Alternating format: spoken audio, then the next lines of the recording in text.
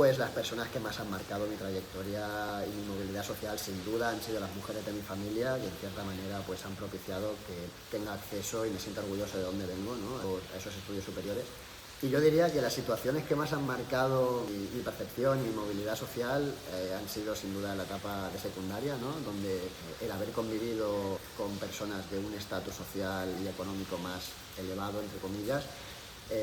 propició que yo me sintiera parte de ese mismo lugar y no me sintiera diferente a otras clases sociales, cosa que también al llegar a la etapa universitaria hizo que no me sintiera como fuera de lugar al estar en un sitio universitario, a pesar de la percepción de soledad que uno tiene al estar en un ambiente universitario procediendo de una familia gitana y viendo que no hay otras personas gitanas en el grado de filosofía. Y bueno, el haber convivido, repito, con personas de un estatus social más elevado, como los hijos de grandes empresarios catalanes o de políticos o de jueces o periodistas, pues propició que me sintiera en igualdad de condiciones, sin duda.